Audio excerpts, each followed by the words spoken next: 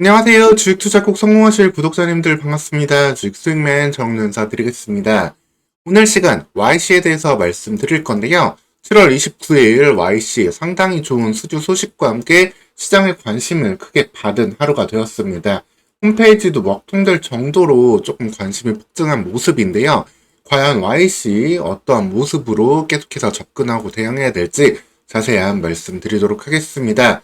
영상 보시면서 도움 되셨다면 구독과 좋아요도 한 번씩 눌러주시면 감사하겠습니다. 그러면 시작하도록 하겠습니다. 사실 반도체 패키지 이제 후공정 관련해가지고 관심받고 있는 종목들은 상당히 많이 있었습니다.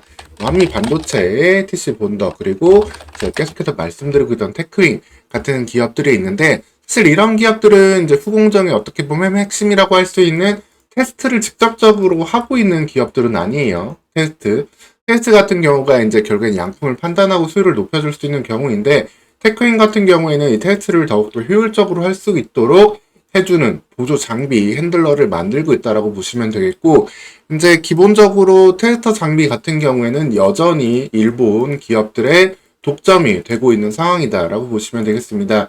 어드밴테스트 같은 기업들이 이제 관련된 장비들을 크게 독점하고 있는 상황인데, 국내에서도 계속해서 여기에 대해서 국산에 대한 니즈는 계속 나오고 있어요. 예전에 이제 소부장 이슈들 겪어봐서 아시겠지만 국내 기업들이 어느 정도 일본 기업의 영향력에서 벗어날 수 있는 그러한 기업들에 대한 지원과 투자는 계속해서 이루어지고 있다라고 보시면 되겠습니다.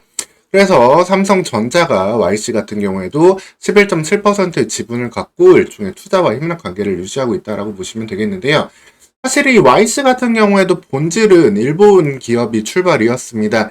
일본 기업의 반도체 테스터 이 사업 부문을 국내에서 샘텍이 인수를 해오면서 2006년부터 국내 기업으로 이 부분을 계속해서 키워가고 있다라고 보시면 되겠고, 사실 YC의 주력 연구 사업소들도 보면은 아직까지 일본에 많이 좀 뿌리를 두고 있습니다. 그럼에도 불구하고 어쨌든 이제는 국내 기업으로서 변모하면서 진행해 가고 있기 때문에 삼성전자는 YC를 통해 가지고 반도체 테스터 국산화를 계속해서 이루려고 하는 그러한 목표를 갖고 있다라고 보시면 되겠습니다. 근데 기본적으로 일반적인 뭐 D램, 낸드 이쪽 시장 같은 경우에는 어느 정도 반도체 사이클을 계속해서 타고 있는 상황이잖아요. 여기에 이제 HBM이 화두로 나오고 있던 상황인데, 이 YC라는 기업은 강점이 삼성전자와 아주 끈끈한 관계다라는 점인데, 근데 반대로 약점 같은 경우에도 삼성전자에 좀 많이 집중을 하고 있다 보니까 하이닉스 쪽으로는 특별히 좀 어느 정도 매출을 내기가 어려운 구조로도 가고 있습니다. 즉 삼성전자 HBM 사업이 꼽히기 전까지는 YC는 사실 상당히 좀 어려운 과정에 들어가 있었다라고 볼 수 있었는데, 삼성전자의 HBM 납품, 엔비디아의 품질 테스트 통과 가능성이 높아짐에 따라 가지고 주가에 어느 정도 선반영이 되고 있었다라고 보시면 되겠습니다. 사실 얼마 전부터 계속해서 삼성전자의 HBM이 엔비디아의 퀄리티 테스트를 통과할 거다라는 이야기가 계속해서 나오고 있는데, 현재까지 확정된 거는 이제 HBM3 정도가 인정을 받았습니다. 물론 이 부분도 의미가 크죠. 하이닉스가 독점하고 있던 부분을 어느 정도 깨고 들어갔다라는 점이 되겠고, 일단 엔비디아의 중국용 칩셋 정도에 같이 활용되는 정도로 된다라고 보시면 되겠습니다. 근데 이러한 과정 속에서 엔비디아 같은 경우에는 결국에는 반도체 3사에서 안정적으로 칩셋을 공급받고 싶어 하잖아요. 그렇기 때문에 자기네들의 그 기준에 맞는 그러한 퀄리티 칩을 계속해서 요구하고 있고, 여기에 대한 독려를 하고 있는 상황인데, HBM3이 5세대 모델이죠. 이거를 12단으로 쌓는 거에 대해서는 삼성전자가 하이닉스를 어느 정도 추격할 수도 있는 기대감이 보여지고 있다라고 보시면 되겠습니다. 8단 같은 경우에는 이미 하이닉스가 들어가고 있는 상황이고, 여기에 대해서 삼성전자는 8단, 12단 이런 쪽으로 조금 더 추격을 하고 있다.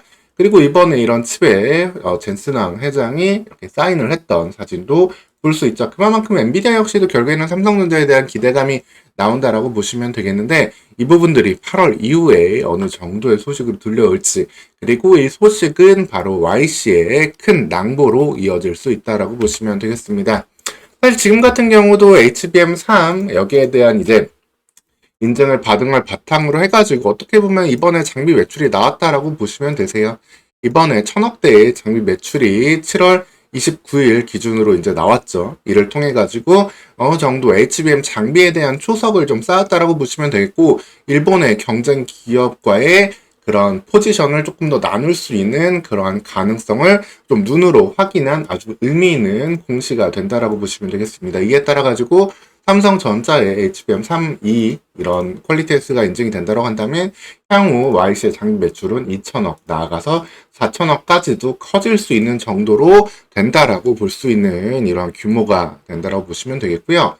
그만큼 삼성전자의 많은 동료를 받고 있고 삼성전자와의 긴밀한 그러한 연결을 갖고 있는 그러한 YC가 되겠습니다. 그러다 보니까 이제 YC 같은 경우 이제 사명을 바꾸기 전에 이제 YIK라는 이름으로 되어 있었고 YC로 이제 올해부터 사명을 변경해가지고 조금 더 이제 어떻게 보면 투자자들한테도 조금 더 접근성을 높여주고 있는 부분이 있는데, 사실 이름이 너무 어려우면은 조금 투자자들한테 혼란을 어느 정도 줄 수 있는 부분도 있는데, 그런 측면에서 YIK에서 YC로의 사명 변화는 좀 의미 있다라고 보시면 되겠습니다. 그렇게 그런 상황 속에서 동사의 경쟁사라고 할 수 있는 어드밴티지가 삼성전자에 대한 장비 매출 비중을 계속 좀 낮춰주고 있던 상황이었거든요. 그 틀을 이제 YIK가 계속해서 가져가고 있던 부분이고, 사실 공개된 자료는 여기까지인데 2022년, 2023년에는 어느 정도 다시 한번 어드밴티지 장비 비중이 조금 더 높아졌을 거예요. HBM 관련된 이러한 고속 테스트에 대한 이슈도 좀 있는 부분이 있기 때문에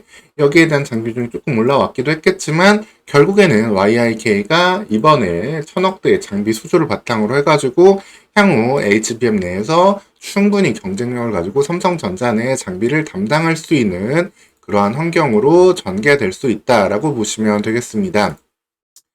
그만큼 YC 이번 수준은 사실 좋은 낭보라고 볼 수 있겠고, 결국에는 매출 한 4천억대, 영업이익 1000억대까지 충분히 볼 수 있는 가운데 시가총액 2조 원대, 주가상으로는 한 27,000원까지는 언제든지 올해 하반기까지도 기대할 수 있는 그러한 안정적인 종목군. 사실 어떻게 보면 반도체 장비들 중에 계속해서 탑픽을 뽑다라고 한다면 한미 반도체 기본적으로 볼 수 있겠고, 테크인 같은 경우에도 반도체 3사를 두고 있는 사실 다 알려진 기업들이다라고 볼 수 있는데, 이제는 YC 같은 경우에도 충분히 이번 수주를 트리거로 해가지고 또 하나의 탑픽감으로 여러분들 조금 안정적인 조금 수익률을 기대해 볼 수 있는 종목으로 좀 접근해 볼 수 있다라고 보시면 되겠습니다.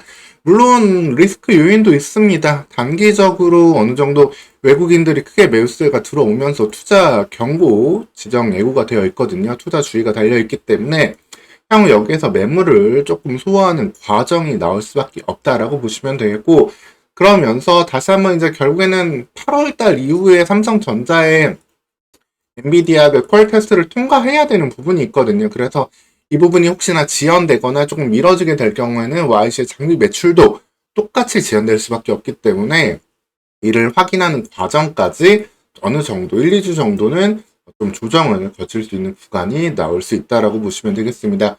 그럼에도 불구하고 조금 유의미하게 이번에 매물대를 돌파할 수 있는 이슈와 흐름까지 확인한 과정이기 때문에 주가 16,000원 선까지 밀리는 구간 나온다라고 보시면은 16,000원, 17,000원대에서는 매수하면서 2만원대 돌파를 이번 달 말 8월 중순까지 기대해 볼 수 있는 그러한 흐름 보시면 되겠습니다. 1617부터 2만원대 돌파하는 이런 흐름을 8월 초중순 기대해 본다라고 보시면 되겠고요.